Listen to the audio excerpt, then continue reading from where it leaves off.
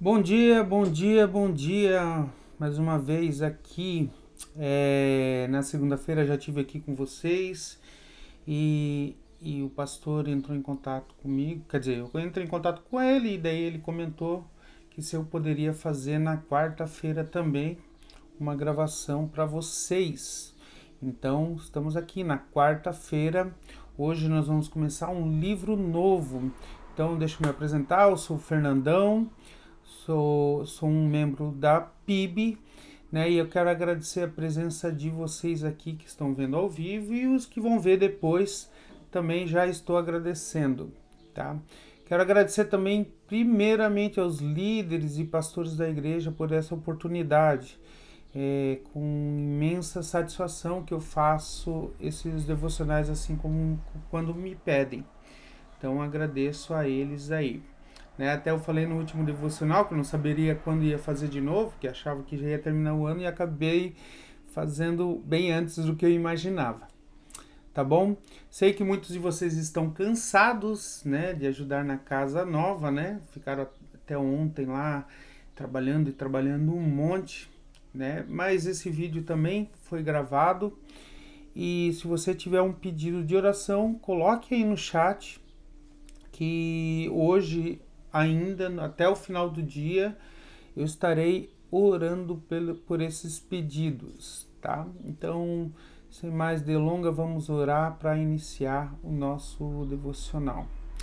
Pai, Senhor Deus, obrigado, Senhor, obrigado por essa oportunidade, tá falando a tua palavra novamente aqui, Senhor Deus, te peço em nome de Jesus que o Senhor venha me dar as palavras certas para ser falada, que nada provenha de mim, Senhor Deus, que venha da tua graça, Senhor Deus. Peço que o Senhor encaminhe o Espírito Santo a cada um dos irmãos e irmãs que estão vendo esse devocional hoje, Senhor Deus, e que eles sejam ministrados, Senhor Deus, pela tua palavra, Pai. Qualquer dúvida que ficar, Senhor Deus, que o Espírito Santo continue ministrando, Senhor Deus, e que eles possam ter todo e total entendimento daquilo que o Senhor tem para eles, Pai. Te agradeço em nome de Jesus. Amém. Amém. Então, ontem a gente viu o último capítulo do 1 Timóteo e hoje a gente inicia 2 Timóteo, né? Assim como eu falei no último devocional, né? Não tenho tanta habilidade assim como outros pastores, então eu faço o meu roteirinho e tento seguir. Então, se vocês veem eu lendo, fiquem tranquilos, né? Porque eu tento fazer tudo com temor, né? E amor para vocês, para que vocês entendam da melhor forma possível aquilo que o capítulo está falando. Mas vamos recapitular um pouquinho. Então, na primeira carta de Paulo a Timóteo, ele deu as instruções e conselhos para liderar a igreja. Ele também exortou Timóteo a não deixar os outros desprezá-los devido à sua juventude, mas dar um exemplo para os outros crentes, na palavra, no procedimento, no amor, na fé, na pureza, assim como está lá em 1 Timóteo 4. Paulo também disse a Timóteo para se dedicar na leitura das Escrituras, na exortação e ensinar, e não negligenciar o dom que lhe foi dado. Paulo também aconselhou Timóteo a manter-se atento a si mesmo. Essas instruções continham e continuam pertinentes até hoje para a gente, para nós crentes. Nós somos chamados a seguir a justiça e a piedade, a fé, o amor, a constância e a mansidão, combater um bom combate, assim como Paulo fez, tomando a posse da vida eterna, para a qual também todos nós fomos chamados e que a gente possa fazer uma boa confissão perante muitas testemunhas, ou seja, o nosso testemunho é muito importante. Essa já é a segunda carta das duas cartas inspiradas que Paulo escreveu a seu filho Timóteo. O livro recebeu o título, né, com o nome do destinatário, assim como ele faz com outras cartas, né, tanto a 1 Timóteo, Tito, quanto Filemão, por exemplo. O detalhe é que essa carta é possível que ela tenha sido a última carta de Paulo, tá? Ela pode Acredita-se que ela foi escrita ali por volta do ano 67 depois de Cristo, tá? Não tem tantos desafios teológicos nessa carta. É uma carta bem íntima de Paulo para Timóteo, né? É uma instrução bem íntima para ele. Então, assim, não tem muitos problemas teológicos, até mesmo que Paulo já entendia que, como já tinha passado um tempo da primeira carta, né, Paulo já entendia que Timóteo era mais maduro na fé. Mas, contudo, né, Timóteo, ele exorta, Timóteo não, desculpa, Paulo, ele exorta Timóteo em alguns pontos referente que possivelmente Timóteo estava tendo erro, ok? Um título que eu botaria para essa carta de Timóteo seria Não te vergonhes, tá? Não te vergonhes no Evangelho. E antes de eu iniciar, eu gostaria de contar para vocês que no início da minha conversão, como alguns sabem, eu era ateu e realmente, assim, quando eu me converti, quando eu tinha vergonha de dizer que eu era cristão e coisa e tal, até que eu fui advertido por um dos meus pais na fé, né? Que no caso aqui eu posso falar, era o Digão, né? Que ele comentou justamente essa passagem, que nós não devemos nos envergonhar do Evangelho. Né? Não sei se ele vai lembrar dessa história, mas eu lembro que ele comentou isso comigo. Então, e é isso que eu quero deixar para vocês, que vocês não se envergonhem de falar que são cristãos, não se envergonhem das perseguições que vocês receberão, ok? Porque isso é muito importante para a obra. Nessa carta existem alguns nomes que vocês vão ver, Fígelo, Hemórgenes, Onesíforo e alguns outros, que a carta ela não descreve muito sobre eles. A gente não sabe bem o contexto que eles estavam na situação. Tem outros, Janes e Jarbres e Alexandre. Né? Então, algumas coisas a gente sabe, outras não. Tá ok? Então, vamos tentar se aproximar do texto, então, dessa segunda carta. Essa segunda carta, Paulo sabia que o tempo dele era curto. Ele já estava indo em direção, né, à morte, a morte terrena dele.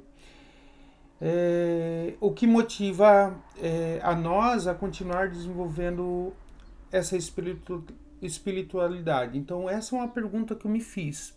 O que me motiva a continuar desenvolvendo a espiritualidade? E por quê? Já nos 5 primeiros versículos dessa carta, que fala de uma saudação, o apóstolo fala para o seu jovem protegido, que ainda ele comenta como jovem, né? Que servia como pastor em Éfeso, que, como eu já falei, alguns estudiosos acreditam que seja a última carta. Ela motivava a importância de não ser somente um líder, né? E essa importância dessa motivação que ele dava no início da carta não serve apenas lá para o século I, também serve para a gente, pais, professores das escolas dominicais, membros de igreja, missionários, estudantes de teologia assim como eu, para todos, servem para todos. Em resumo, ela contém vários princípios para que nós cristãos que nós possamos crescer na fé e que a gente pode desejar ser usado por Deus para fazer a diferença na vida de outras pessoas. Ela também retrata um belo exemplo de serviço e amor. Outra pergunta que eu me fiz é se eu já me senti envergonhado por ser cristão, e eu já respondi isso, e eu pergunto para vocês, você já se sentiu envergonhado em ser cristão? Se isso já aconteceu, assim como aconteceu comigo, que atitudes ou temores que impediram você de se apegar mais à fé? Paulo ele se concentra nessa questão. Ele fala, não te vergonhes de Cristo. Não te envergonhes do Evangelho. Ele baseia o seu pedido nos motivos de servir a Cristo, apresentado nesses 5 primeiros capítulos, a ajudar Timóteo a lembrar, primeiramente, da autoridade dele quanto apóstolo, que ele era uma pessoa altruísta, ou seja, que pensava nos outros, e o seu coração pleno de gratidão. E que ele tinha hábito de intercessão fiel para com os fiéis, né? Porque ele fala que ele ora sempre para Timóteo. A sua afeição expressa e suas frequentes palavras de confirmação, Paulo espera gerar no interior de Timóteo um testemunho corajoso e sem remorso, bem como obediência à vontade do Senhor. Somente uma coragem santa, né, pode capacitar Timóteo e assim também nós a preservar diante de uma crescente hostilidade que a gente pode estar enfrentando. Nessa carta, Paulo também advertiu sobre os falsos mestres que ele encontraria e disse que ele continuasse nas coisas que aprenderam como ele, porque ele conhece o caráter daqueles a quem ele aprendeu, né? A saber, o próprio Paulo, como sua mãe e sua avó, como nós vamos ler já daqui a pouquinho. As verdades que Timóteo aprendeu desde a infância com a sua mãe e com a sua avó. Né? Verdade de salvação. E nós, como pais, a gente deve preparar os nossos filhos para distinguir a verdade do erro. E como crentes, nós devemos permanecer firmes nessa verdade que aprendemos, não sendo surpreendido ou influenciado pelas oposições, principalmente dos falsos mestres, ou falsos pastores, ou doutrinas estranhas, ou até mesmo religiosidade, como o pastor falou alguns dias atrás. Tá bom? Então vamos lá. 2 Timóteo 1, eu vou dar uma lida, né? E assim tiver algumas pontuações, eu vou parar e falar algumas coisas para vocês. Então, olha só. Começa assim. 1. Paulo, apóstolo de Cristo Jesus, pela vontade de Deus. Então, apóstolo pela vontade de Deus, segundo a promessa de vida que está em Jesus Cristo. A Timóteo, meu filho amado. Acho interessante que ele chama de filho amado somente Timóteo e Tito. Só eles receberam essa expressão, né, especial de amor da parte do Paulo, né, de filho, né, que talvez teria sido melhor traduzido como criança, enfatizando o papel que o Paulo tinha como sendo pai espiritual, assim como nós também da igreja temos pais espirituais, né. Continuando a leitura, ele vai dizer assim, a graça e misericórdia da parte de Deus Pai e de Jesus Cristo, nosso Senhor. Dou graças a Deus, a quem sirvo com consciência limpa, como o serviram os meus antepassados, ao lembrar constantemente de você, dia e noite, em orações. Lembro-se de suas lágrimas e desejo muito vê-lo, para que minha alegria seja completa. Né? Eu fiquei pensando, por que ele desejava tanto vê-lo assim, né? Sendo ele já entendendo que estava por seu fim, né? Ele sabia que ele tinha pouco tempo de vida. Então, como ele já estava prevendo a sua morte, o apóstolo ele tinha esse desejo ardente de ver Timóteo novamente, assim como ele pede no final da carta para que ele possa ver Timóteo novamente. Tá? No 5 ele diz assim, recordo-me de sua fé não fingida, que primeiro habitou na sua avó Lloyd e na sua mãe Eunice. E eu estou convencido que também habita em você. Por essa razão, torno a lembrá-lo de que mantenha viva a chama do dom de Deus que está em você mediante a minha imposição de mãos. Bem, o que me chamou a atenção aqui é que, por ele ter colocado o nome da avó e da mãe, possivelmente essas duas mulheres eram mulheres piedosas, né, da igreja, e que de certo foram convertidas por ele, porque a intimidade que ele coloca, colocando os nomes dela, né? Eu acredito sim que foi em uma das suas missões, né, que o Paulo teve em Éfeso, que elas se converteram, né? Essas mulheres eram verdadeiras cristãs judias, né, do Antigo Testamento, que conheciam as Escrituras suficiente para preparar bem o Timóteo, né? E para aceitar mediante a Jesus como Messias, pregado assim como Paulo pregava, ok? E ele fala também, mantenha viva a chama do dom de Deus. Parece indicar aqui que ele estava que Paulo estava um pouco insatisfeito com o nível de fidelidade de Timóteo nesse mantenha viva a chama do dom, né? Referindo o dom espiritual, é óbvio, né? Paulo relembra a Timóteo como um administrador do dom concedido por Deus de pregar, de ensinar, de evangelizar. Não pode ser deixado tudo cair em desuso, por exemplo, né? E ele comenta mediante a imposição de mãos, né? Paulo deve ter feito essa imposição de mão no início da conversão de Timóteo, quando ele ainda era bem jovem, apesar que aqui ele ainda chama de jovem ele. 7.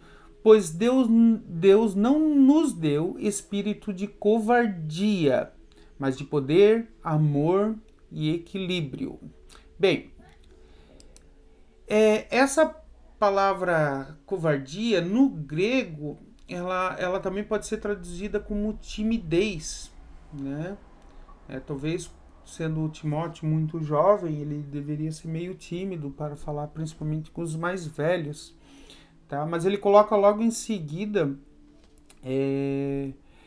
a timidez também pode vir da questão ou a covardia pode vir da questão da intensa ameaça de perseguição que eles estavam sofrendo já nesse período de Timóteo. Eles já estavam sofrendo muita perseguição mesmo. Talvez ele tinha medo, né? Então, talvez seja isso que Paulo estava falando aqui nesse momento. O poder, mas de poder. Que poder é esse? É o poder que Deus nos dá, né? Positivamente, é um poder, um recurso espiritual que Deus nos dá. Depois eu gostaria de falar um pouquinho desse poder. Do amor, esse amor de cuidado com o próximo, né? Esse amor de cuidado com o próximo e de equilíbrio. Esse equilíbrio refere-se a uma mente disciplinada, uma mente voltada para aquilo que é adequado dentro do que Deus quer da gente. 8. Portanto, não se vergonhe de testemunhar do Senhor. Não se vergonhe. O Senhor, aqui, lógico, está representando Jesus Cristo. Paulo não queria que Timóteo sentisse vergonha de mencionar o nome de Cristo, né? De mencionar o nome dele e ter medo de uma possível perseguição. O fato de ligarem o Paulo prisioneiro, muitos deles estavam começando a sentir vergonha. O Paulo já tinha sido preso várias vezes, né? Então, como naquela época você está ligado a alguém que está preso, né? Também provocava muito medo deles. Pode ver que ele fala assim, ó, nem de mim, que sou prisioneiro dele, mas suporte comigo os meus sofrimentos pelo Evangelho, segundo o poder de Deus. 9. Que nos salvou e nos chamou para uma santa vocação. Santa vocação. Aqui é muito interessante, nessa parte do 9 ao 11, né, que ele fala de uma doutrina, né? Ele vai falar de uma doutrina bem fundamental no cristianismo, né? Que ele sempre coloca nas suas cartas. não seria um convite especial para geral, né?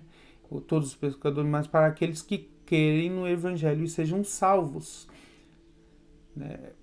Primeiramente, por uma santidade atribuída, que também é conhecida como justificação, depois, em seguida, por uma santidade comunicada, conhecida também como santificação, e finalmente uma santidade completa, isso é, para a nossa glorificação com Cristo Senhor, ok?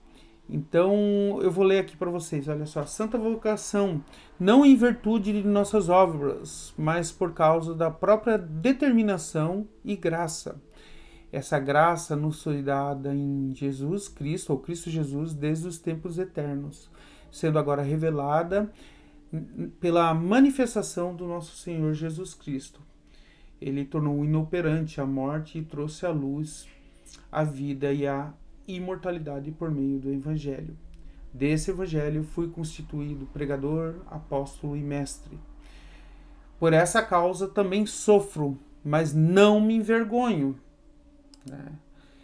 Paulo não sentia vergonha nem medo de ser perseguido por pregar o evangelho em ambiente hostil, por exemplo, porque ele estava seguro que Deus havia selado sua glória nas bênçãos futuras. Você pode lá acompanhar isso em Romanos. Então, mas não me envergonho, porque sei em quem tenho crido, no caso, Cristo Jesus. Ele é poderoso para guardar o que lhe confiei até aquele dia. Ele é poderoso do quê? O que Jesus Cristo é poderoso?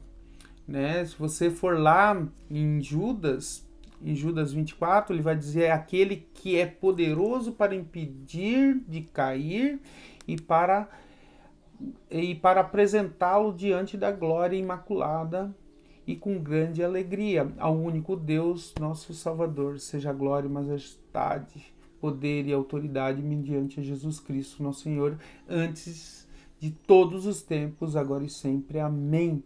Então, olha que esse é o poder, né? O poder que Paulo estava crendo, né? Que Jesus Cristo ele é poderoso para nos apresentar perante a Deus, né? E para nos guardar naquele dia, no dia final, ok? Então a vida do Paulo no tempo e na eternidade foi dado ao seu Senhor. Então ele viveu com toda a confiança devido à verdade revelada e o poder de fidelidade de Deus, sua própria experiência e um relacionamento inabalável com o Senhor. Ok? Então é isso que nós temos que guardar, né? Que a gente crê num Deus todo-poderoso que nos guarda até o fim. Até o fim. 13. Retenha com fé, amor em Jesus Cristo, um modelo da sã doutrina que você ouviu de mim. Quanto ao que lhe foi confiado, guarde por meio do Espírito Santo que habita em nós. E daí ele vai falar das duas pessoas que a gente não tem muita informação. Você sabe que todos da província da Ásia me abandonaram, possivelmente por causa da perseguição, inclusive Fígelo e Hermógenes. 16. Ao Senhor conceda misericórdia à casa de Onésiforo. Isso, quase isso. Esse não abandonou, que por muitas vezes me reanimou e não se envergonhou de eu estar preso. Né? Talvez Timóteo também estava começando a ficar envergonhado por causa da situação. Ao contrário, quando chegou a Roma, me procurou diligentemente até me encontrar, conceda-lhe, Senhor, naquele dia, enquanto misericórdia era para o Senhor. Você sabe muito bem quantos serviços ele me prestou. E daí termina a primeira carta de Timóteo 1. Eu tenho 3 perguntas para fazer para vocês, que eu achei interessante aqui. Como Paulo tenta motivar seu filho amado na fé? Mostrando exemplo, principalmente mostrando exemplo. Outra pergunta que eu me fiz assim, Paulo oferece diversos meios para que Timóteo não sinta vergonha do Evangelho. Está lá do 6 a 14. Né? Por essa razão, torno-me lembrá-lo que mantenha viva a chama do dom de Deus que foi colocado em você mediante a imposição de mãos. Né? E assim por diante, vai até o 14. E a última pergunta que eu me fiz aqui é por que Paulo compartilha com Timóteo as ações constatadas de seus companheiros no ministério? Por que alguns fugiram? Né? Por que ele apresenta isso para Timóteo? Né? Como é que ele esperava que Timóteo também se desafiasse, né? E eu acredito também encorajar que Timóteo seria perseguido também. E as pessoas também iam se ausentar nele. Eu acho que é por isso que ele compartilha isso. Isso me lembra muito aquele texto de Atos 4, quando Pedro, não lembro o outro que era Pedro e mais um, eles curam um paralítico e eles são levados ao Sinédrio. Em seguida, os mestres da lei do Sinédrio fazem perguntas e eles já com o Espírito Santo, cheio com o Espírito Santo, Pedro já fala com toda a autoridade sobre o único caminho da salvação. Ele estava confiante nas palavras de Jesus, porque ele tinha já visto Jesus ressurreto. Né? Então, que não tem como não fazer um paralelo com Atos 4, né? Porque Pedro já tinha visto Jesus ressurreto e ele se encheu de espírito para falar com autoridade contra aqueles que estavam tentando incriminá-lo, assim como tentaram incriminar Jesus por diversas vezes. Então, na mesma forma, nas perseguições ou em qualquer outra dificuldade, eu e você, a gente deve continuar lutando na fé, na promessa que Deus colocou sobre a nossa vida. Nós não podemos recuar. O poder do Espírito Santo, que nesse texto de Atos fala, fez Pedro falar com uma autoridade impressionante. Um cara que era pescador falar com os mestres da lei daquela forma foi incrível. Então, se você tiver curiosidade de saber dessa história, volta lá, vá lá em Atos 4 e releia ali. Vocês vão ver como é impressionante a conduta dos apóstolos naquela passagem, de coragem. E na minha opinião, por que eles puderam ser tão corajosos? Porque eles tinham o poder do Espírito Santo.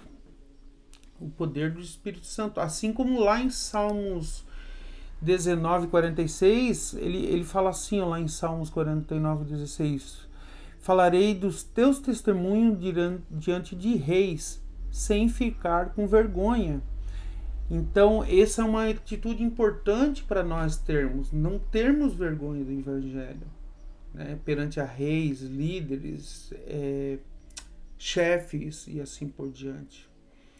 Né? Se você for lá ler a primeira carta de Pedro 4, 10 e 11, o Pedro comenta o seguinte, que cada um deve exercer o seu dom que recebeu para servir os outros e administrar fielmente a graça de Deus em suas múltiplas formas. E se a gente fala, ou se alguém fala, faça como se transmitisse a palavra de Deus. Se alguém serve, sirva com a força que Deus provê, de forma que em todas as coisas Deus seja glorificado, não nós. Não nós sejamos glorificados. Então Deus deseja que usamos os nossos dons para a comunidade, seja ela uma comunidade cristã ou não.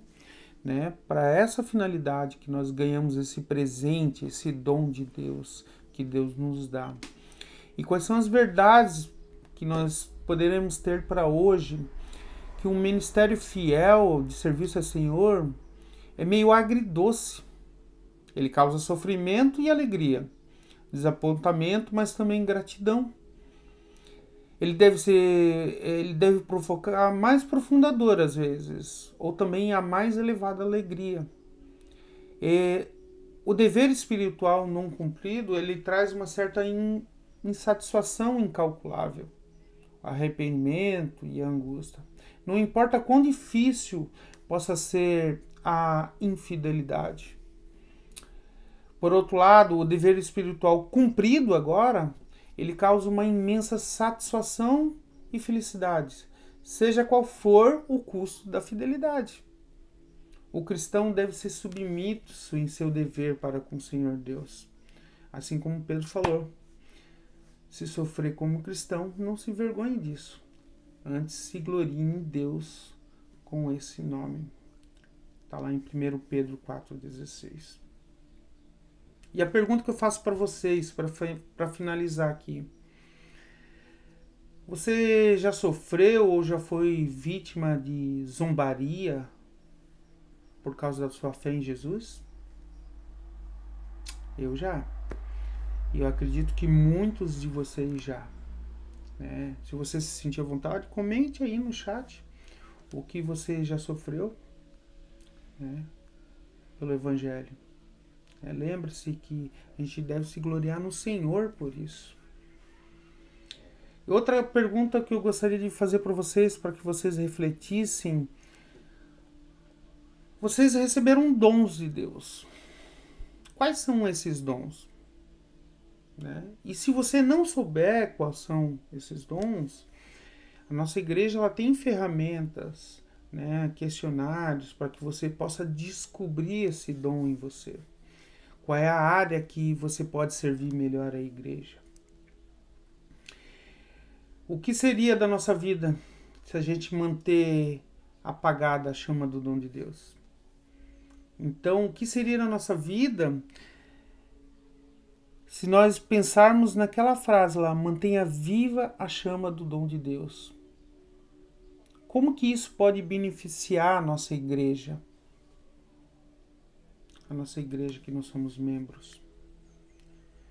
E se Deus deu para mim e para você dons, um poder, um espírito de poder, como está lá no versículo 7, que diz, pois Deus nos deu um espírito não de covardia, né, mas de poder, amor e de equilíbrio, não de medo. Como que a gente pode se apegar a essa verdade do Evangelho? Será que tem algum ministério na nossa igreja ou projeto que você pode tentar participar para a glória de Deus na nossa igreja? Nós temos diversos ministérios que você possa servir. Então, busque esse discernimento de Deus para saber em que área você pode servir na nossa igreja, para a honra do nome do Senhor Jesus. E talvez você também, assim como Paulo, conheça um cristão mais jovem que esteja com um pouco de medo, né, de compartilhar o Evangelho. Pense em que maneiras e pelas quais você pode tentar incentivar esse jovem na fé, esse jovem santo, a seguir um caminho cristão com mais coragem. E esse é o recadinho que eu queria deixar para vocês hoje. Então vamos orar para finalizar. Pai, Senhor Deus, obrigado, Senhor, por mais esse devocional que o Senhor nos proporcionou, Pai. Obrigado mais uma vez por tudo que o Senhor faz na nossa vida, Senhor Deus. Que possamos ter coragem, não timidez, Senhor Deus, para poder testemunhar o Teu Evangelho, Pai. Que a gente possa abrir a nossa boca e falar, né, para que as outras pessoas possam ouvir, né, o Seu Evangelho. A fé vem do ouvir. A fé também vem do ouvir. E que Deus, a partir de nós, nos use como ferramenta para que o Senhor possa regenerar outros corações, Senhor Deus. Para que eles possam sentir atraídos por Ti, Pai. E que eles possam Te buscar, Senhor Deus, mesmo não entendendo o que faz eles ficarem atraídos por Ti, Senhor Deus. Obrigado mais uma vez por esse devocional, Senhor, e que o Seu Espírito Santo possa continuar ministrando nesse dia, nessa semana, nossos irmãos, para que eles possam entender mais a fundo essa palavra, Senhor Deus. Obrigado mais uma vez por essa oportunidade, Pai, que Tu me desse, Senhor Deus. E obrigado, igreja, por mais essa oportunidade de falar a palavra de Deus para você. Ok?